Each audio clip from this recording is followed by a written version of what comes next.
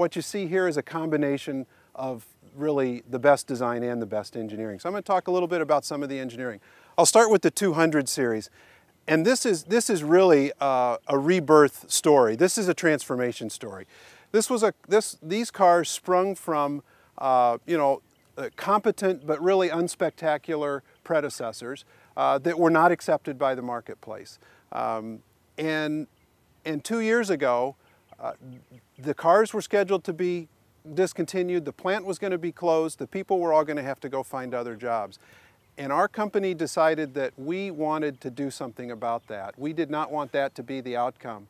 And so as the leader of the engineering team, it was absolutely inspiring for me and the people that I work with every single day to get the assignment to re-engineer the 200 and re-engineer the 200 convertible and really deliver a truly capable driving experience that's exciting, rewarding, and also provides great value to our customers. So we looked at, we started from the ground up, and because the driving experience starts from the ground up.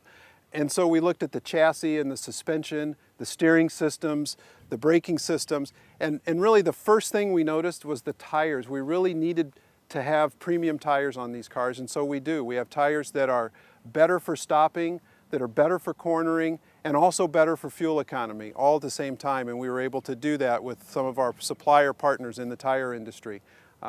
We looked at every single bushing in the suspension, every spring, every single part of that suspension, every function, and we looked at what would we like it to do. The engineering team, the dynamics team literally didn't take days off. I mean, for months they worked all week and then all weekend driving cars and evaluating cars because we had a clear vision given to us by our management team of we wanted the car to be fully competitive in what is the most demanding segment in this country, the D segment, the D sedan segment. There are great products in the D segment that other manufacturers make, and we know we have to be competitive. So we looked at 28 bushings in the suspension. We changed 25 of them because they needed to be changed. We retuned the springs, we retuned the dampers to provide a more confident driving experience. The steering system is completely revised. The rate, the gain is more precise, more linear. The torsion bar's been stiffened. And all that combines to provide a driving experience that has to be experienced. I can say all kinds of things, but you need to get in it and drive it.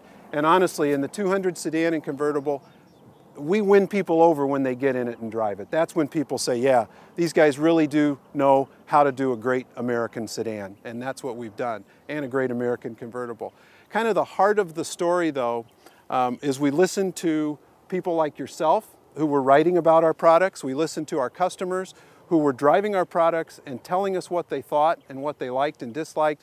We looked at third-party evaluators, automotive magazines, and so on, and we realized, as well as from our own internal standards, we knew what we needed to fix on this car, and we addressed every single aspect of it that needed to be corrected. I'll tell you a little bit about the noise, vibration, and harshness in the vehicle. The 200, the predecessor, was not a spectacularly great car for what we call NVH, for driving down the road. Road noise, powertrain noise. In fact, Consumer Reports called it noisy and unrefined. Well, if you're an engineer, having your cars called noisy and unrefined we take that pretty seriously, right? That was a challenge to us. Well, I think if you drive these cars now, you'll know they're no longer noisy. They're quiet, they're refined, and I'll let you be the judge of that. But we added 25 separate NVH treatments to the car. We put sound deadening materials in the dash and the cowl. We put sound deadening materials in the fender. We put additional mastic patches on the floor to deaden out vibrations that come up through the road. Some of that suspension tuning that we did, where we stiffen bushings and things, that actually transmits more noise into the cabin of the car. So we had to accommodate that so that the car doesn't become too loud when it becomes a great driver's car as well.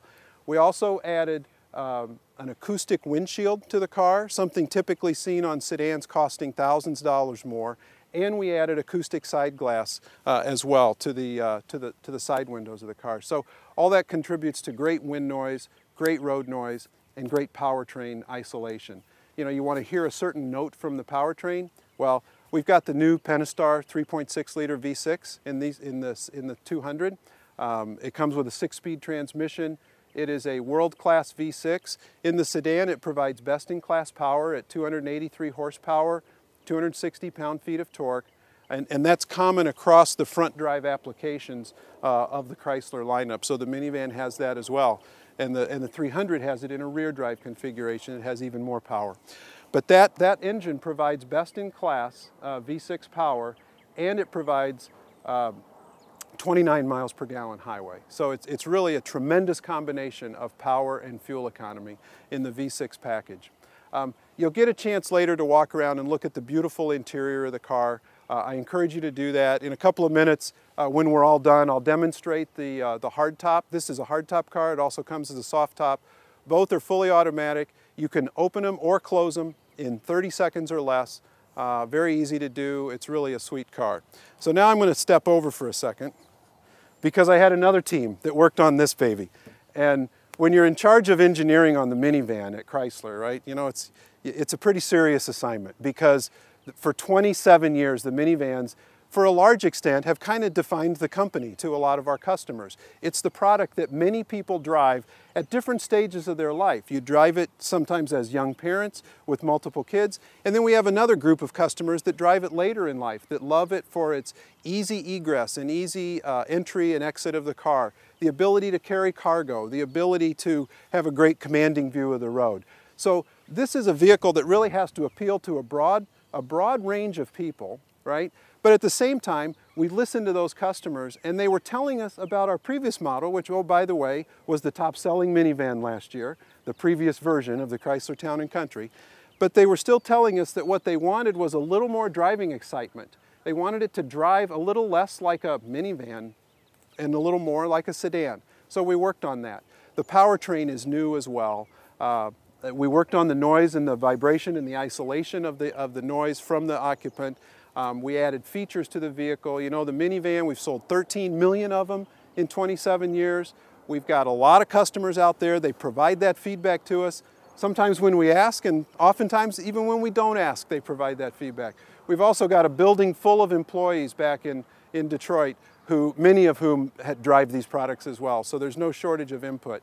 But I'll talk about just a few things that we address. Specifically, again, we started with the suspension tuning and the steering tuning. It all starts with the tires. The tires are really the critical factor in how a car behaves on the road. And you can have a tremendous design for a suspension and a steering system, but if you've put a lousy tire on the car, it's still going to feel sluggish. It's not going to feel responsive. So these are premium Michelin tires, stiffer sidewalls to provide better cornering precision, more confident handling in corners, and at the same time they do what the tires did over here as well. They provide better stopping power with improved braking response, and at the same time they're lower rolling resistance for improved fuel economy. So all these factors weren't really possible a few years ago in tires, and the tire manufacturers have really developed some outstanding products out there.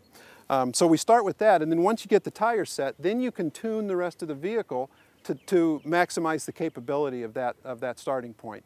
And so again, we looked at every component in the suspension, the steering system, the springs, the shocks. We put larger diameter shock absorbers on so we could have more tuning capability in the damping response, because our customers were telling us they liked the smooth ride on rough roads, but they thought on smooth roads and highway driving it was a little too much body movement, a little too much body roll in cornering. So we addressed that, and the car has much less body roll now. It's much flatter in cornering. We lowered the suspension. We lowered the car by 12 millimeters to provide, actually that may not sound like a lot, right? You think this is a big car, 4,000 pounds, you lower it this much. That makes a huge difference. The center of gravity coming down 12 millimeters in the car of how you can set up the suspension and how it feels in cornering. We did the same thing to the 200 as well. That vehicle's lowered as well. So we did all that, and again we addressed noise, vibration, and harshness in this vehicle also with acoustic treatments throughout the vehicle. The engine, we used to have 3 V6s. You may remember we had a 3.3 liter, a 3.8 liter, and a 4 liter, all with different performance characteristics, 2 different transmissions, different fuel economy ratings, and so on. It was admittedly somewhat confusing for dealers and customers to figure out which one was right for them. Well, now there's one. There's one engine. It's that Pentastar V6 that's in so many of our products. That class-leading 283 horsepower, 260 pound-feet of torque, the most powerful engine in the segment. And it's a 6-speed transmission, again, that delivers smooth, responsive driving performance and 25 highway miles per gallon, which is exceptional fuel economy for a vehicle of this size. On the interior of the vehicle, our customers told us that they like the functionality of the minivan, but they really don't necessarily want to always be reminded that they're driving a minivan when they climb inside. So our design team and engineering team, working very closely together, came up with a concept that we call the super console. And it's in this car, and it's a center console in the front row of the vehicle that seamlessly integrates with the instrument panel, provides additional 3 extra bins of covered storage, which customers told us they wanted. They want more covered storage. They want things to be out of sight. It provides cup holders. It provides a cockpit type feel when you're driving. And literally, you sit in this minivan, and if you didn't know there were 5 kids and 2 DVD screens and all kinds of luggage behind you, you would think you're in a luxury crossover vehicle, because that's how it feels. And it also drives like that as well. It's got a very nice pull-out drawer that provides covered storage for DVD cases, CDs. You can fit an iPad in there, and all kinds of things that you can put away out of sight, completely gone when you're not in the vehicle or when you don't want people to know what's in it. Also, we have the industry first from 2005 onward, not yet matched by anybody, is the stow and go seat. And that really revolutionized the minivan segment 5 years ago. And for this year, we made it even better. Our customers said, we love the stow and go seat. We love the functionality. We like that if we decide to buy something at Home Depot on Saturday afternoon, we can fold those seats into the floor. We don't have to worry about taking them out, and we can put large things in there. When we're moving our kids to college, we can fit all kinds of things in there, right? And we don't have to mess with taking the seats in or out. Well, but they did tell us they loved that. However, they said, the seats, they look a little small and they look thin. And honestly, they were a little small and they were a little thin, and that's because the first engineering exercise, they had to go and stow into the floor. So the seats by design had to be a little smaller. Well, our seat engineering team, and the guy who's in charge of interior engineering is one of my good friends at Chrysler. He sat in my office 2 years ago and said, we've told ourselves time and time again that we can't fix the stow and go seat without a bigger tub. We can't make the seat bigger without a bigger tub. And he said, Ben, I don't think that's true. He said, can I go off and work with 10 people? And he took people from Chrysler Engineering, from the supplier engineering, from the design office. They went off, and for 2 weeks, they tried to come up with concepts that could improve the stow and go seat and address those customer needs. And what they came out with, that we eventually then implemented into the 2011 Town & Country, is what we call the Super Stow and Go seat. 2 things that are addressed. The size and the comfort of the seat significantly improved. The visual appeal of the seat is better. And the customers used to have to use 2 hands to fold it. You'd have to use 1 hand to flip the crank and another hand to flip it up, and it's now a completely seamless one-handed operation. You just literally 1 or 2 fingers, you can just flip the switch, flip the lever, and the seat tumbles forward. So I encourage you to try that as well. It's a tremendous innovation on something that, frankly, we could have sat still. We could have just left well enough alone. Nobody else has a stow and go. We're still the only ones. But we didn't. And I got to tell you again, it's the story of the new Chrysler, because the freshening of this program was approved prior to the bankruptcy of Chrysler. So we were working on the Town & Country freshening before bankruptcy. When we came back out of bankruptcy under the new management structure, we had to go back and revalidate all our programs. So we went back and revalidated what we were doing and how much money we were going to spend on it and when we were going to launch it and so on, right? And the program got revalidated. I had to do that. I was the chief engineer at the time.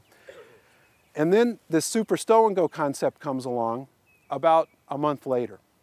And the thing is, at Chrysler, Brandon probably knows this well, you don't go back to the product committee and ask for more money after they've given you the money to do the program.